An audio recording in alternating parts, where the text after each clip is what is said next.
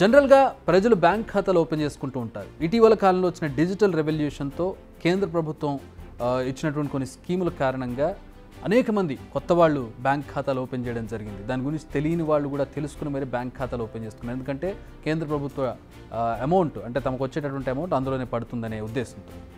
దాంట్లో ఎక్కువ మంది middle class, below middle class జనాలు ఉంటారు. వారికి అందులో 1000 ఉంచుకోవడం కూడా కష్టమే. జీరో బ్యాలెన్స్ మెయింటైన్ చేసే అకౌంట్స్ చాలా ఉంటాయి. ఆ 1000 దేనికైనా ఉపయోగపడతాయని డ్రా చేసుకుంటారు, ఉంచుకున్న 1000 కూడా. కానీ వారిని టార్గెట్ చేస్తున్నారు బ్యాంకులు.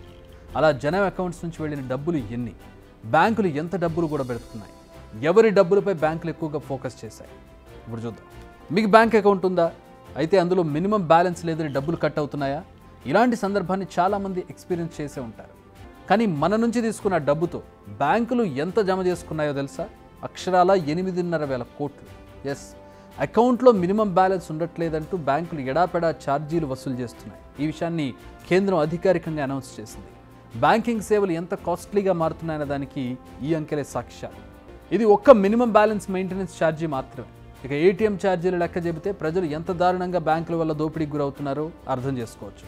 నిజానికి వీరంతా ఎవరు అంటే బ్యాంక్ బ్యాలెన్స్ కూడా మెయింటైన్ చేయలేని దీనస్థితిలో ఉన్న ప్రజలు.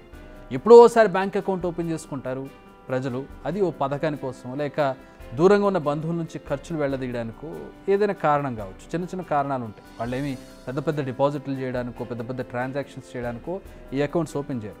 అలా ఓపెన్ చేసిన ఖాతాల్లో ఎప్పుడో ఏదో డబ్బులు వస్తే ఆటోమేటిక్గా బకాయి బ్యాంకులు లాగేసుకుంటాయి. అంటే ఒక 2,000 బ్యాంకుకు చెల్లించాల్సింది, లేదా ఒక 1,500 బ్యాంకుకు చెల్లించాల్సింది, మీకు ఒక 4,000 పడ్డాయి.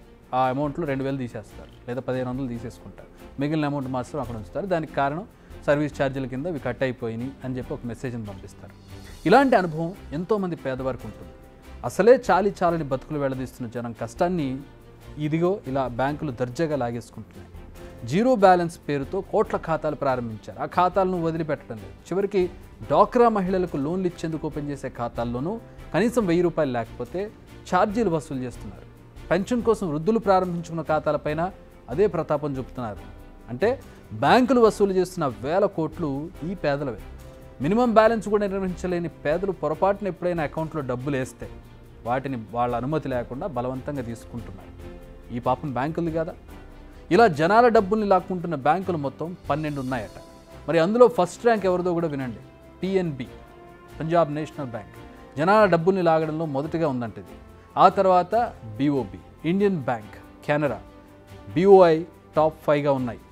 SBI ఒక్క 2019-20లో గరిష్టంగా 640 కోట్లు వసూలు చేసిందని ఈ లెక్కలు చెబుతున్నాయి. ఈ లెక్కలు సాక్షాత్తు లోక్సభలో కేంద్ర ఆర్థిక శాఖ సహాయ మంత్రి పంకజ్ చౌదరి అందించిన లెక్కలు ఇవి. 2020 తర్వాత SBI ఇక వసూలు చేయడం తగ్గించింది. కానీ ప్రైవేటు బ్యాంకులు మాత్రం పేదల ధనాన్ని మింగేస్తున్నాయి. బ్యాంక్ రూల్స్ ప్రకారం సేవింగ్స్ అకౌంట్లో మినిమం 2,000 నుంచి 500 వరకు ఉంచుకోవాలి. లేకుంటే నెల 250 నుంచి 100 దాకా జరిమానాలు వేస్తున్నాయి. ఇక కరెంటు ఖాతాల్లో 10,000 నుంచి 1,000 వరకు ఉంచాల్సిందే. లేకపోతే గరిష్టంగా 600 దాకా ఫైన్ పడుతుంది. కానీ పెరుగుతున్న ఖర్చులతో అసలు ఇది సాధ్యమయ్యే పనేనా?